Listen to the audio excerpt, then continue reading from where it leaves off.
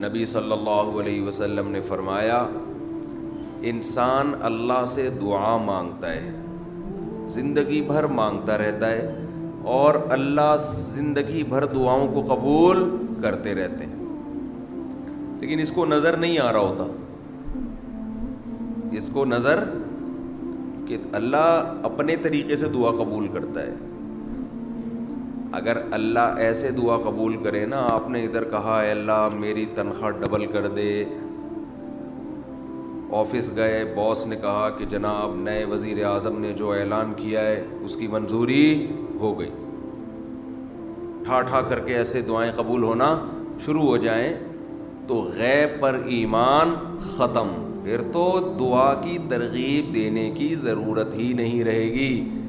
سب لوگ مصلی لے کے مسجد میں آ جائیں گے، سارا دن دعائیں مانگتے رہیں گے کہ اللہ سے جو مانگو ملتا ہے، خربوزہ مانگو خربوزہ ملتا ہے، تربوز مانگو تربوز ملتا ہے، افطاری میں پکوڑے مانگو پکوڑے ملتے ہیں، سموسے مانگو بھوک لگ رہی ہے کیا کریں، سموسے ملتے ہیں، جو مانگو وہ ملتا ہے۔ دعائیں تو لازمی قبول ہوتی ہیں، لیکن انداز وہ ہوتا ہے جو اللہ کرتے ہیں۔ اللہ کہتے ہیں میں اپنے طریقے سے کروں گا۔ اب اس کی بڑی لمبی چوڑی تفصیل ہے کہ کیسے قبول ہوتی ہے۔ بعض دفعہ جو چیز مانگ رہے ہیں اللہ وہی دے دیتا ہے آپ کو، بعض دفعہ اس کا متبادل دے دیتا ہے، آلٹرنیٹ دے دیتا ہے، بعض دفعہ نہ آلٹرنیٹ دیتا ہے نہ وہ چیز دیتا ہے۔ کوئی مصیبت آنے والی ہوتی ہے، اس دعا کی برکت سے اس مصیبت کو ٹال دیتا ہے۔ آپ اپنے بیٹے کے لیے بچی کے لیے دعا مانگ رہے ہیں اس کو ٹھیک کر دے، وہ ٹھیک نہیں ہوئی لیکن دوسری نے بیمار ہونا تھا، اللہ نے اس سے وبا کو ٹال دیا۔ تو جن کا غیب پر ایمان ہوتا ہے وہ تو مانگتے ہیں، اللہ سے مانگتے ہیں۔ پتہ ہے بھائی یہ ہو نہیں سکتا کہ جس خدا نے کہا ہے کہ میرے سامنے ہاتھ اٹھاؤ، حدیث میں آتا ہے اللہ میں اتنی غیرت ہے کہ جب کوئی اللہ کے سامنے ہاتھ اٹھا کے مانگتا ہے تو اللہ کو خالی ہاتھ لوٹاتے ہوئے حیا آتی ہے۔ بڑے سیٹ کے پاس کوئی بھکاری جائے اور پیسے مانگے اور وہ اس کو دھتکار دے تو بھکاری کہے گا نا یار نام تو بڑا سنا تھا آپ کا، بڑے سخی ہو۔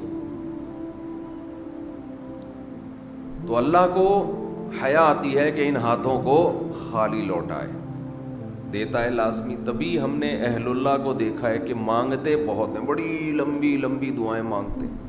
لوگ ان کو بے وقوف سمجھتے ہیں کہ یار یہ ہر وقت مصلی پہ دعائیں مانگتے رہتے ہیں لمبی لمبی، ملتا تو کچھ ہے نہیں۔ انہیں پتہ ہے کہ یہ بہت ملتا ہے اللہ سے مانگنے سے، لیکن اللہ کا انداز ایسا ہوتا ہے کہ صرف وہ مانگیں جن کو غیب پر یقین ہے۔ یعقوب علیہ السلام ساری زندگی مانگتے رہے اللہ تعالیٰ سے، اس مانگنے کا بدلہ کیا ملا ہے؟ دوسرا بیٹا بھی اللہ نے چھین لیا۔ عجیب بات ہے یا نہیں ہے؟ پہلا بیٹا گم ہوا تو اللہ سے اس کے ملنے کی دعائیں مانگتے رہے۔ دعا کیا قبول ہو رہی ہے؟ قحط پڑ گیا، کھانے پینے سے بھی گئے، اس سے بڑی مشکل۔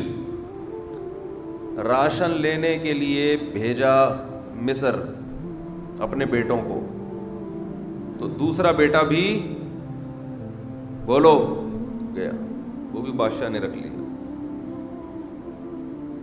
روتے روتے آنکھوں کی بینائی چلی گئی۔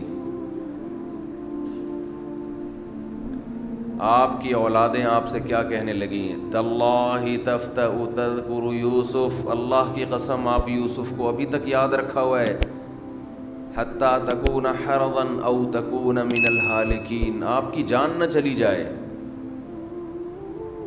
تو زبان سے یہ نہیں کہا کہ میں اللہ سے مانگ مانگ کے تھک گیا ہوں لیکن اللہ دینے کے لیے تیار نہیں ہے، میرا تو دوسرا بیٹا بھی گیا۔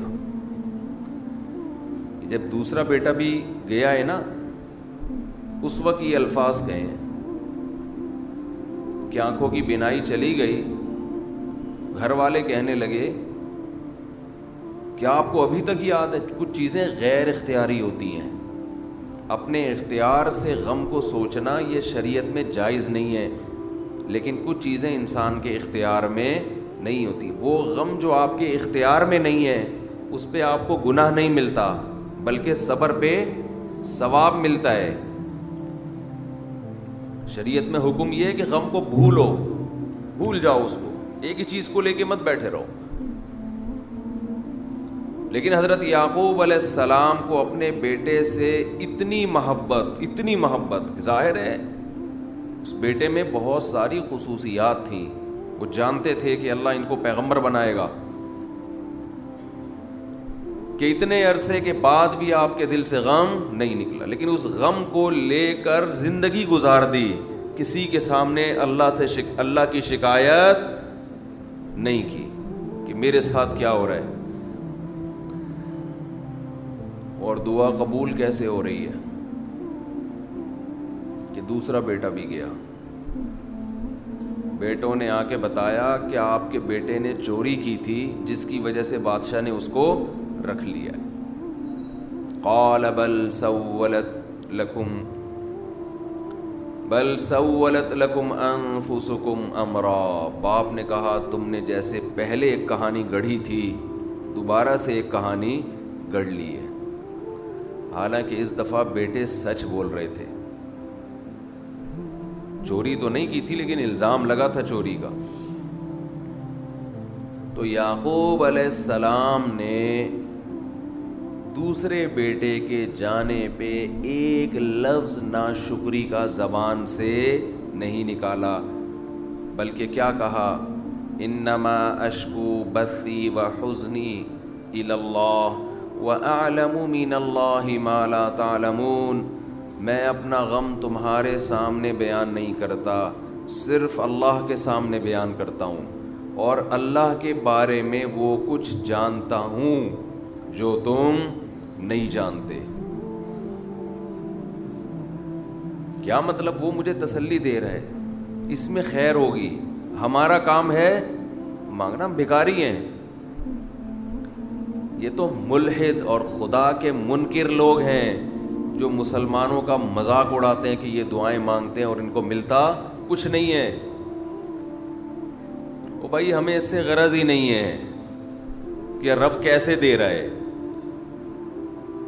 ہمیں اس نے پابند بنا دیا مانگو، تو ہمیں اہل اللہ کو تو مزہ اس سے آتا ہے کہ اس نے ہمیں بول دیا مانگو، وہ نہ بھی دے، مانگنا ہی ہمارے لیے سب کچھ ہے۔ تو میں جو بات عرض کر رہا تھا وہ یہ تھی کہ یعقوب علیہ السلام مانگتے رہے، پھر دوسرا بیٹا بھی چھن گیا، کوئی لفظ مایوسی کا زبان سے نہیں نکالا۔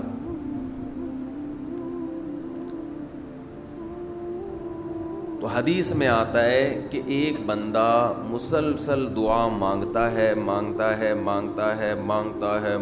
ہے اور اللہ قبول کرتا ہی رہتا ہے، یہاں تک کہ یہ بندہ ایک دن زبان سے ایک لفظ نکالتا ہے، کیونکہ اس کو قبول ہوتے ہوئے نظر نہیں آ رہی ہوتی نا دعا،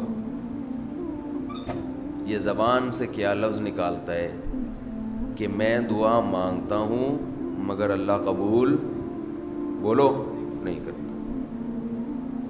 جیسے معاذ اللہ نقل کفر، کہ یعقوب علیہ السلام اگر کہہ دیتے کہ اللہ کئی سال سے دعا مانگ رہا تھا بیٹا مل جائے، مگر تو نے تو دوسرا بھی چھین لیا، لہذا ثابت یہ ہوا کہ میں مانگتا تو ہوں لیکن اوپر والا قبول نہیں کرتا۔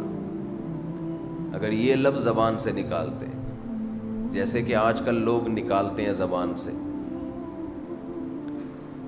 تو حدیث میں آتا ہے یہ جو جملہ زبان سے نکالا ہے اس کے بعد سے اللہ قبول کرنا چھوڑ دیتے ہیں، اس سے پہلے ہو رہی تھی، آپ نے یہ لفظ کہہ دیا اس کو ہلکا سمجھ کے، اللہ کے ترازو میں یہ کلمہ، یہ چھوٹا سا جملہ بہت بھاری ہے اللہ کی غضب کو دعوت دینے کے لیے. اللہ کہتے ہیں مجھے تانا دے دیا کہ میں قبول نہیں کرتا. گھروں میں جھگڑا ہوتا ہے نا, عورت کہتی ہے مرد کھلا کھلا کے تھک جائے, بیوی کہتی ہے ہاتھ تنگ کیا ہوا ہے کھلاتے نہیں ہو. بعض دفعہ آدمی کو غصہ آتا ہے کہ اب میں ہاتھ اپنا تنگ کر کے دکھاؤں گا, اب انڈے نہیں لے کر آؤں گا. میں کہتا ہوں چنگیز خان بھی, اگر کوئی چنگیز خان کی اولاد ہے نا, اس میں بھی اتنی طاقت نہیں ہے کہ بیوی کہے کہ 6 انڈے چاہیے اور وہ ان 6 کو 4 کر کے دکھا دے کہ نہیں آج 4 انڈے آئیں گے 6 نہیں آئیں گے. کوئی ہے ایسا مائی کا لال؟ کوئی ایسا مائی کا لال پیدا نہیں ہوا. تو استنبول کیسے فتح کرو گے؟ صحیح, استنبول کیسے فتح کرو گے؟ سلطان محمد فاتح نے استنبول فتح کیا تھا نا. ایک بڑے بزرگ نے بڑی اچھی بات کہی کہ فرعون نے ہزاروں بچوں کو قتل کیا اور بنی اسرائیل کے نا, لیکن موسیٰ علیہ السلام جب صندوق سے نکلے فرعون نے ارادہ کیا اس کو بھی قتل کروں. فرعون کی بیوی نے کہا لا تقتلوہ, اسے قتل مت کرو. فرعون نے کہا اچھا. فرعون نے کیا کہا؟ ٹھیک, it is okay, no problem. سمجھتے ہو؟ تو یہ ہمارے لیے بڑی تسلی کی بات ہے, یہ ہمارے لیے بڑی تسلی کی بات ہے کہ جب فرعون جیسا آدمی گھر میں فرعون نہیں تھا تو ہم اور آپ کس کھیت کی مولی ہیں یار. چلتے رہو جیسے زندگی گزار رہے ہو, جتنے انڈے کہے ہیں اتنے لے آیا.